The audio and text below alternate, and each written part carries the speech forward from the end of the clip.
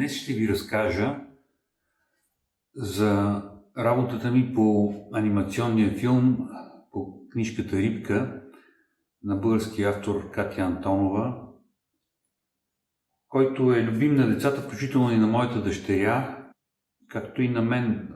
Аз също се заслушах в текста на книгата и той ми се стори доста безкомпромисно добре написан, с жив спомен за детството, с детски очи, които гледат улиците, околната среда, откриват света, с чист и честен поглед към ситуации, така като само децата могат да ги виждат. С всички тези неща тази книга много ме впечатли и затова реших да използвам целият текст на книгата, така че да предам всичко, което аз съм почувствал и което вече е станало любимо на децата. За това ще ви разкажа как от тази книга направих първи сезон, 6 серии от детски анимационен филм. Наистина, сценария се базираше на абсолютно целият текст на книгата. Той беше толкова добре и толкова смислено написан, че когато видях сценария, който бяхме подготвили, моментално се отказах от него и си казах, връщам се на текста на книгата. Не мога да се лиша от нито една дума. Разбира се, след това харесах и самите илюстрации на книжката. Те също доста добре пасваха на наивността, но и чистотата и двуизмерността на текста, като избрах за стил същата тази двуизмерност. Плоската изрезка, колажа и различните стилове, които бях съчетал за визуализация на филма. Както във всяко едно начало, заедно с художничката на филма, Роза Колчагова, седнахме и почнахме да правим типажи. Ето тази хубава леличка, симпатична, която ще я видите после във филма, който накрая ще ви пусна готовия вариант. Майката с детенцето, дръвче, разбира се розово, защото филма е детски.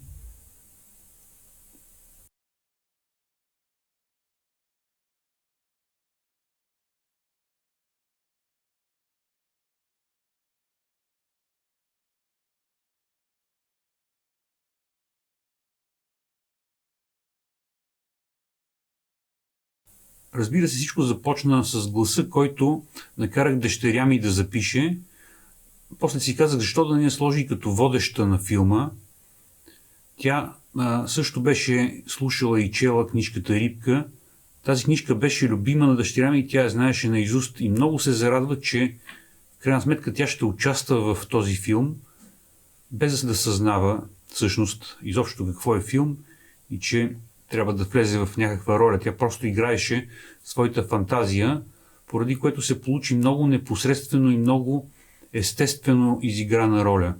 Освен с късмета да имам такава дъщеря на такава възраст, която отговаря на персонажа във филма,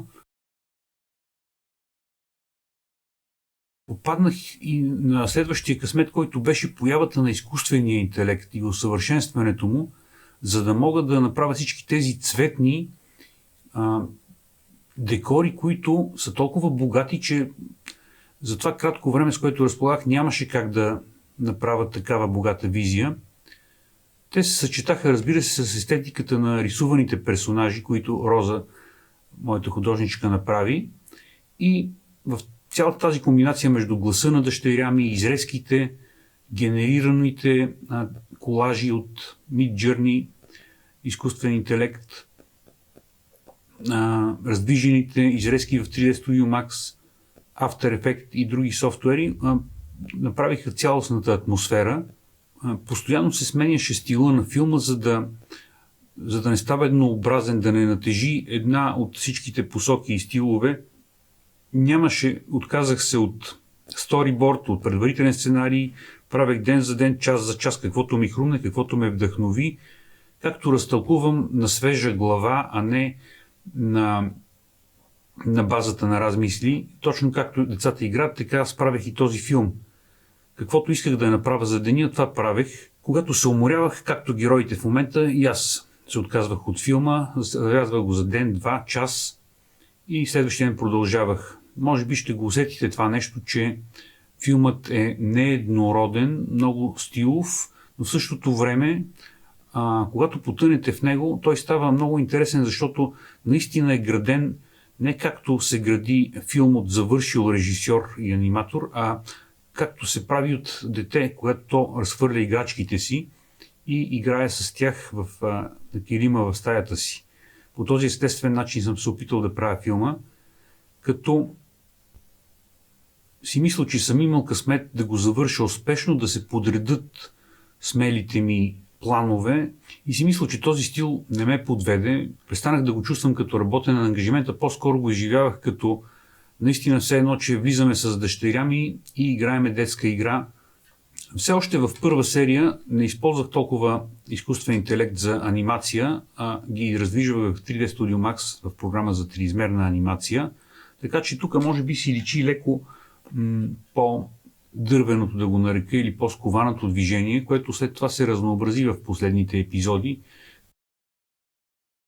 Предварителната подготовка на типажите за движение включваше да преминат обработка в моя iPad, в който ретуширах определени детайли от героите, рисувах допълнителни пози върху вече готовите персонажи от художничката, за което имах наистина много добрата програма, която ползвам основно за ретуширане на изображения от изкуствения интелект. Програмата се казва Procreate с iPad. Мисля, че това поне за мен е най-доброто средство за рисунка, ретуш и всякакви други намеси в фотографското изображение или сканираното изображение. Виждате колко прецизно, колко така интуитивно се работи с програмата. Приближаването, вникването в детайла, отдалечаването са изведени в много добро ниво, много сензитивно. Всеки един типаж е преминал известна обработка, за да съвпадне с идеите ми за филма.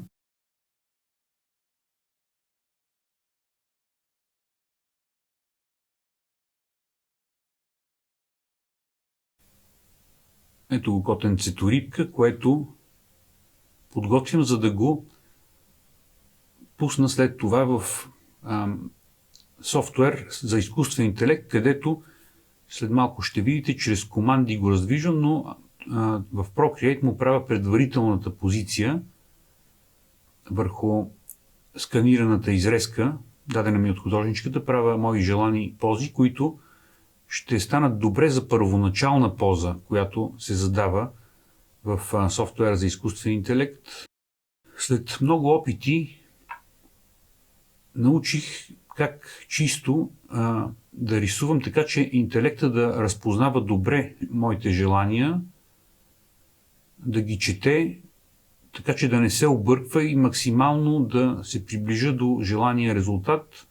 Затова винаги рисувам добър силует на фигурата, четим, ясен, като добра изходна позиция. И това е нов тип анимиране, разбира се. Това е възможно, както се появи изкуствения интелект, само чрез първа поза на персонажа да задавам моите желания и когато нарисувам добра и успешна първа поза, тогава нещата се получават и могат да влязат в контрол.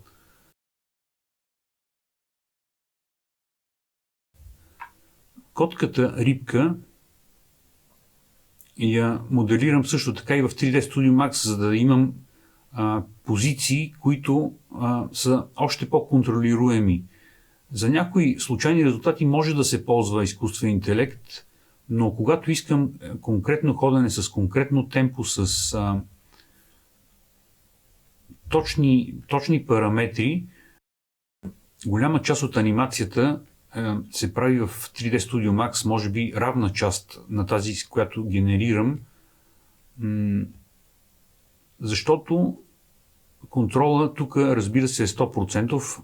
мога част от анимацията, която правя в 3D Studio Max, да комбинирам с анимацията на изкуствения интелект и по този начин се получава пълнотата и магията на разнообразието, което искам да постигна. Във всеки кадър съм се стремил да ползвам нов подход за анимацията, точно както децата не повтарят играта си, а всеки път измислят нещо ново и нещо различно. Всъщност дори не го измислят, то потича в тях по някакъв особен начин. Всяка една става е моделирана по-отделно и е закачена с връзка, така че да се движи логично, когато дори с мишката я тегля в желаната от мене посока. Ето, да, персонажът е наистина двоизмерен, построен на принципа на изрезката, но чрез тези стави той се движи много лесно, много спонтанно мога да променям, да слагам кейфреймове, да местя където искам, да сменям динамиката, темпото, както реша, както да кажем една детска кукла би могла да бъде насочвана. Третия стил, освен генерирания и триизмерния, е абсолютната рисунка, абсолютната класическа анимация с 12 фрейма в секунда. Отново на iPad-а, но в друг софтуер, който се нарича RAW Animator. Той е много подходящ както за ретуш, както след малко ще покажа, така и за създаване на анимация с една линия или отцветена. В случая това също допринася за разнообразието на филма. Много държах целият филм да напомня на спонтанността на детската игра, така че комбинирах целия си опит, всичките видове анимация, които можех и които владеех до момента, а и дори да не владеех нововъведените наблизащи анимации на изкуствен интелект, комбинирани с автентизма на рисуваната анимация, за да постигна такава естетика, че да не наклони в нито една, особено в нито една посока, да не може някой да каже, че това е компютърна или че е прекалено синтетична или че е така много ретро, много класическа, такава, която съвременните деца не биха гледали. Затова и една от причините свободно да смесвам и да сменям стиловете по време на филма. Така че RAW Animator е една много добра програма за създаване на линеарна анимация, тип рисувана, спонтанна, с което придавам един допълнителна артистичност на филма. Ето още сцени, които са комбинирани. Да кажем, предната секвенция от сцени свършва в стил на триизмерна, т.е. на раздвижена изрезка, докато тук се прехвърляме в рисувана анимация.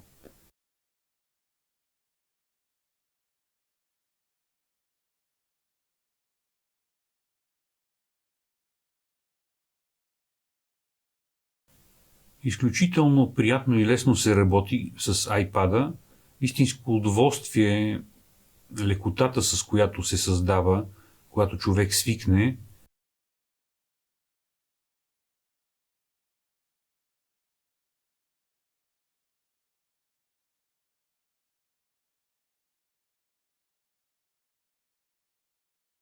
Другият основен начин на анимация на филма е изрезките, които аз първоначално задавам. Ето така изглеждат картинките, които са сканирани и са направени от мен и от художничката.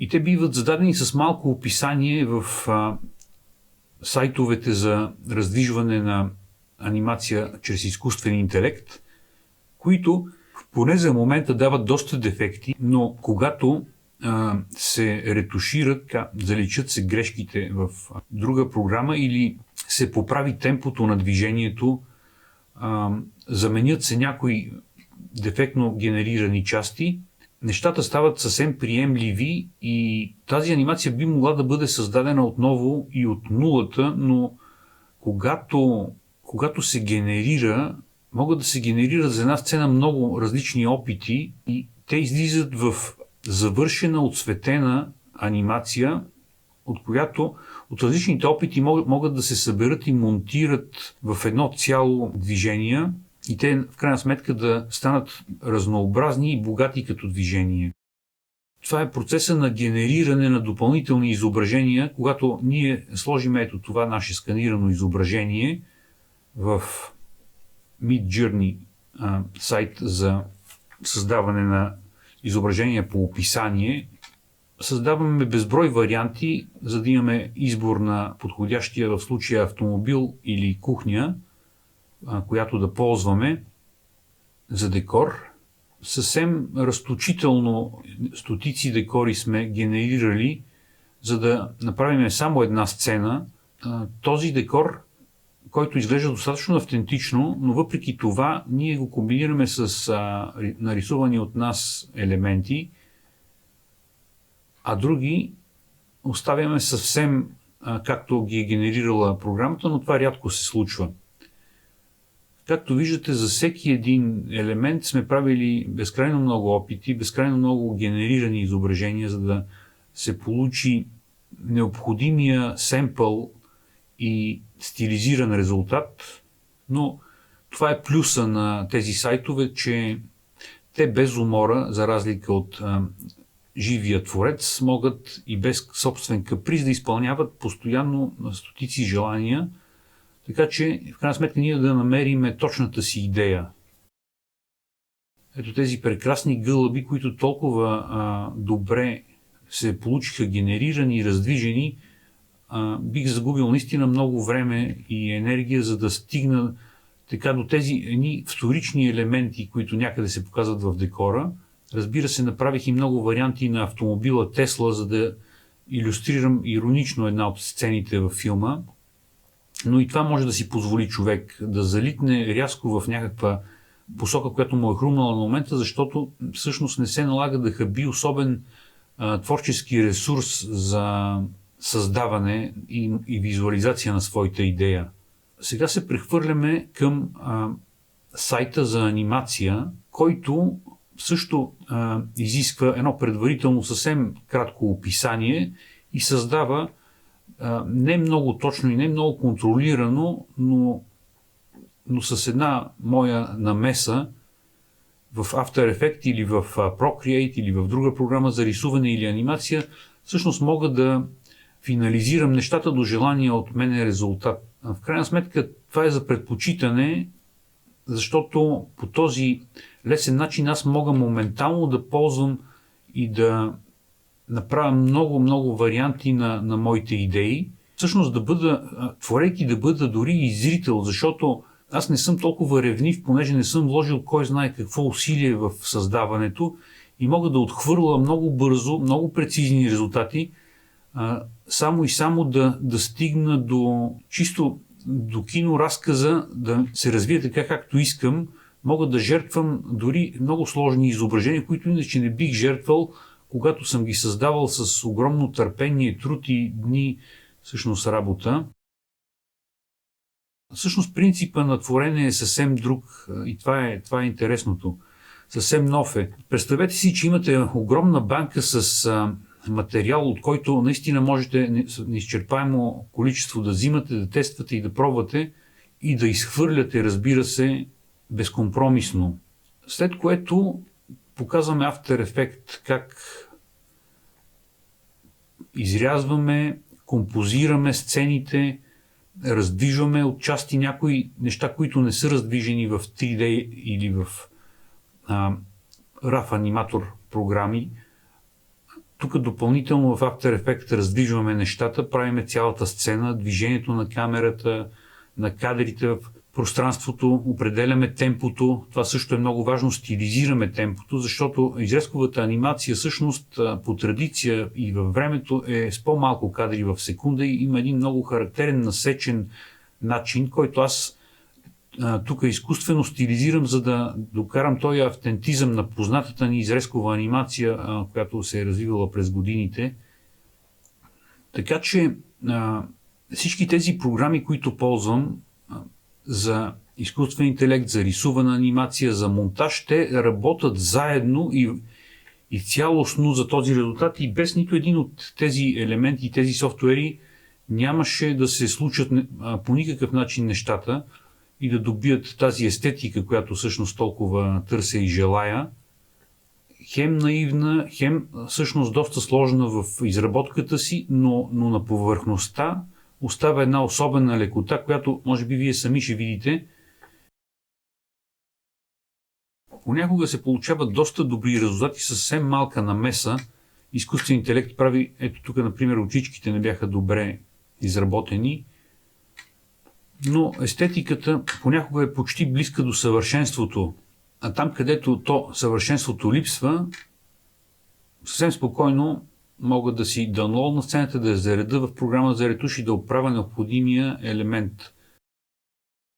Даунлоудвам генерираното видео от сайта в интернет, аплоудвам го в програмата ми RAW Animator за корекции на елементи и там на нов горен леер нанасям своите корекции фрейм по фрейм, съвсем прецизно и внимателно, след което отново експортвам същото видео в After Effects и то вече прецизирано и коригирано застава на своето място във филма. Всички тези взаимовръзки и начини на работа съм ги откривал директно в практиката, без да уча каквото и да било на теория или да се съветвам с някого или да гледам туториали. Всичко съм достигнал по усещане, по това какъв крайен резултат искам да се случи, по вдъхновението, което съм получил от сценария основно.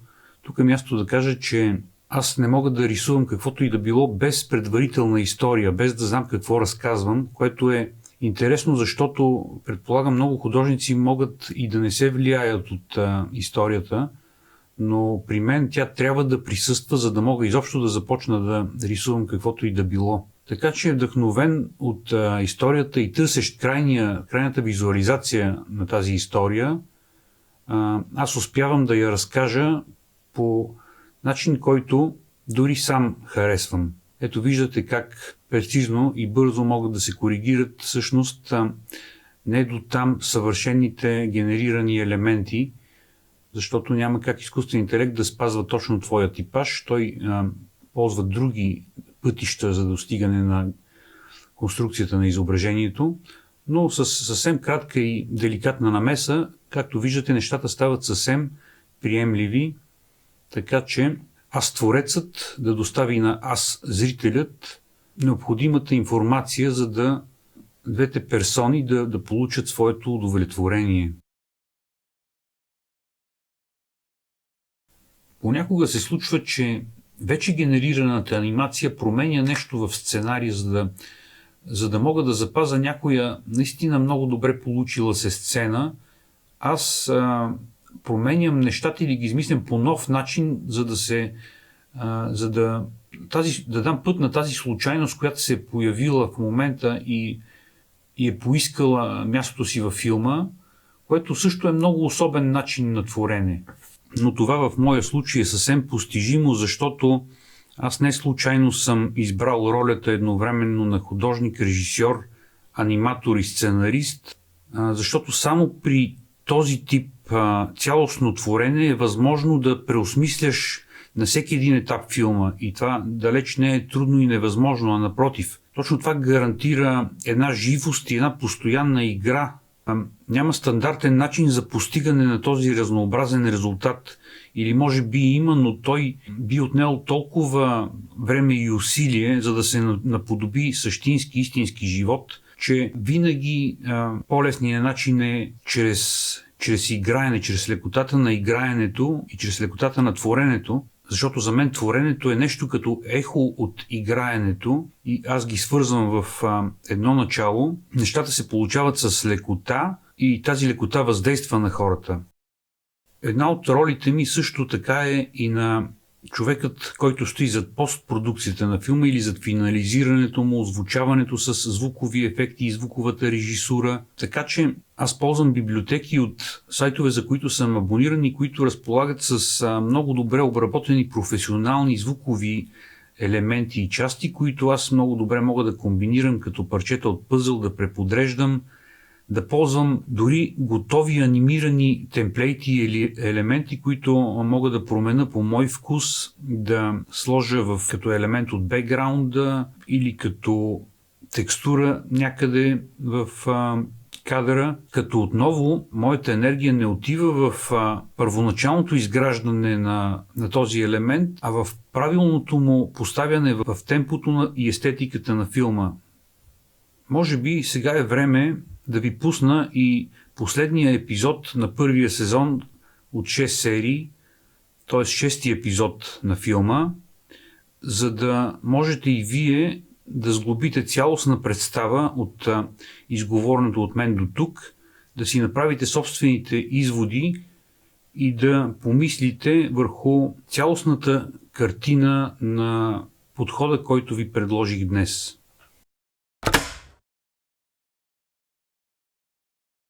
Рибка.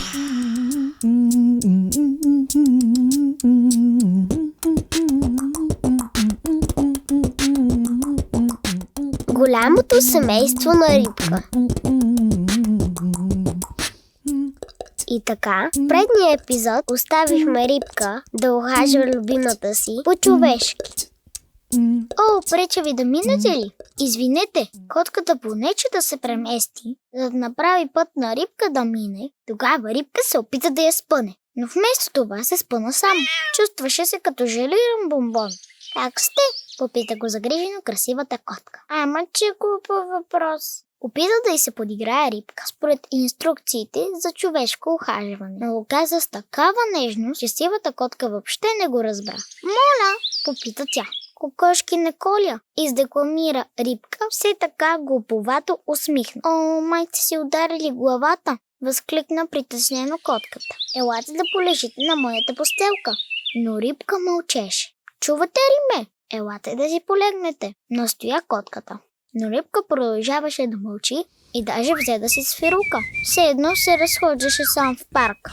Но какво става с вас? Защо не ми отговаряте? Изобщо не ви забелязвам. Реши да уточни Рибка, който продължаваше да следва стриктно правилата на човешкото ухажване. Имате проблем с очите ли? Просто не ви забелязвам. И изобщо не знам коя сте. Ами ще ви кажа. Аз съм Мишка. Приятно ми е. Котката подаде сивата си лапа. В този момент Рибка забрави всички правила на човешкото ухажване и се опомни. Почувства прилив на енергия и възторг завладя сърцето му. Разбра, че прекрасната сива котка няма да му се подиграе и че тя наистина е идеалната за него. Просто не съществуваше по-подходящо име за любовта на живота му. Казвате се Мишка! Възкликна Рибка. Да, знам, че звучи странно. Звучи прекрасно! Прекъсна я той. Имам чувството, че цял живот съм ви търсил. Често се случва котка да търси Мишка. Пошегува се тя и му се усмихна. О, тя има и чувство за хумор, помисли си Рибка и потрепери от радост. Дали ще искате една малка разходка с мен из града? Предложи Рибка. С удоволствие, съгласи се Мишка. А ще ми кажете ли вашето име? Аз съм Рибка, каза без грам притеснение той.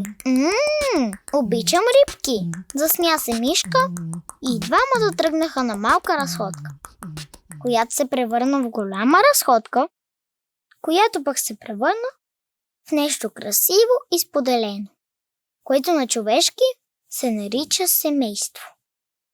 Рибка и Мишка бяха родени един за друг, допълваха се, разбираха се, имаха си доверие и харесваха едни и същи неща. Рибка най-после се почувства истински щастлив.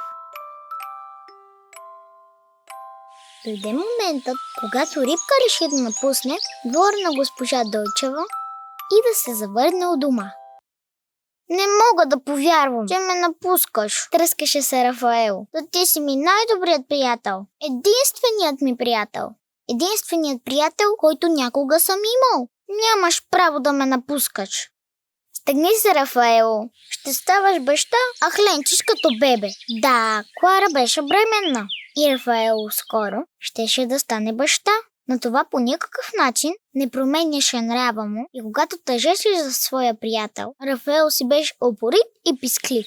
Той дърпаше Рибка и се влачеше в краката му. Не се разстройвай толкова, приятелю. Можеш да идваш да ме виждаш, каза Рибка, прегърна го и после добави тихо на ухото му. И благодаря ти, че ме открехна на човешкото ухажване. Хората наистина са голяма работа. Нали? Казах ти аз, че разбирам от жени.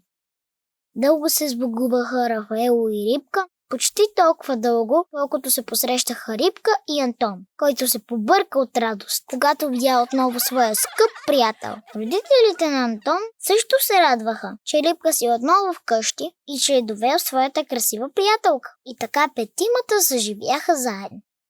Но не след дълго станаха 11-тима, защото Мишка роди 6 прекрасни котета. Тя и Рибка бяха най-добрите котешки родители. А как кръстиха децата си ли? Заслужава си да ви кажа. Том, Леон, Силвестър, Пинко, Кити и Тайгър.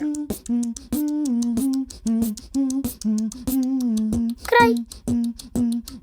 Не, всъщност не е край. Пропуснах също така да ви кажа да не се тревожите за Рафаел. Рибка често посещаваше и него, а децата им си станаха най-добри приятели. Лара пък обожаваше своя съпруг Пума и правеше всичко възможно да му осигурява достатъчно свободно време да рисува билбордове. Сега вече край.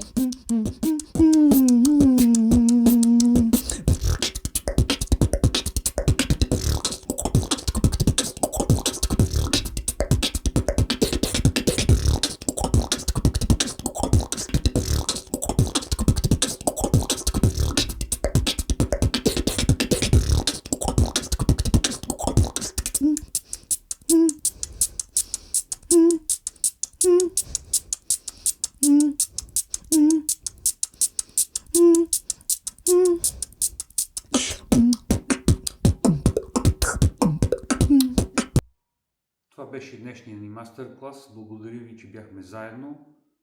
Надявам се да ви е било интересно и да гледате и моите следващи майсторски класове. Благодаря ви.